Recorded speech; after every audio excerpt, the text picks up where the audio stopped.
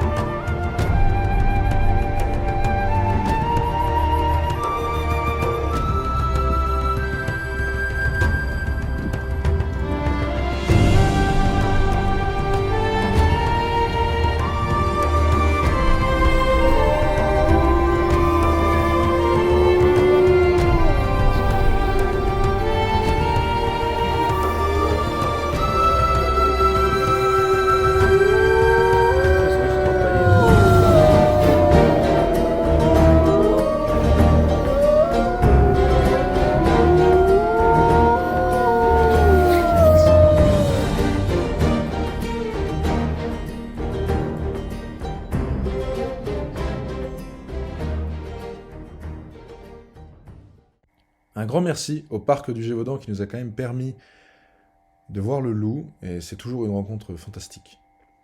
Un grand merci au village de Faux-de-Père et à l'Aubrac en général pour son hospitalité. Et à force de vagabonder dans les provinces de France et surtout dans les petits villages, on trouve toujours un point commun, c'est cette statue de poilus qui sont toujours un petit peu différentes. C'est pour ça que je voulais faire comme un tout petit hommage à la fin de cette vidéo. Euh, Car en fait, pour toutes les personnes qui voyagent un petit peu comme ça, toutes les personnes qui traversent des villages français, on trouve toujours des statues comme celle-ci.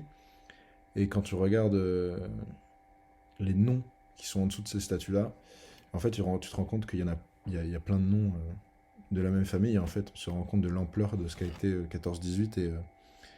Et en fait, ça nous replonge. En fait, c'est un des seuls monuments qui. Un des rares monuments qui nous plonge dans la véracité des livres d'histoire. Et on se rend compte que bah, c'est des familles entières qui sont parties. C'était des villages où il y avait une famille avec le père, 5 enfants et la mère. Et en fait, en 4 ans, il restait plus que la mère. Et c'est pareil partout, partout, partout, partout. Et après, bah, ces villages-là ont, pris, ont été pris d'une attaque démographique négative extrême. Et c'est pour ça que je voulais lire le début d'un poème pour faire un petit hommage à ma façon. Donc c'est un poème de Simone Cobot de Chasseneuil, que je ne connais pas, pour être complètement honnête, que vous pourrez trouver en entier sur le site de lanouvellerepublique.fr. Donc je vous lis le début. À l'âge des envies, où les rêves sont plus doux, vous avez connu le froid, la faim et la boue. Toutes ces balles sifflant au-dessus de vos têtes, vous terrez, impuissants, avec vos baïonnettes. Les blessés, les mourants, camarades gelés, ou ceux emprisonnés entre les barbelés, faisaient pleurer vos cœurs devant tant d'injustice. Vos yeux avaient assez de tous ces sacrifices.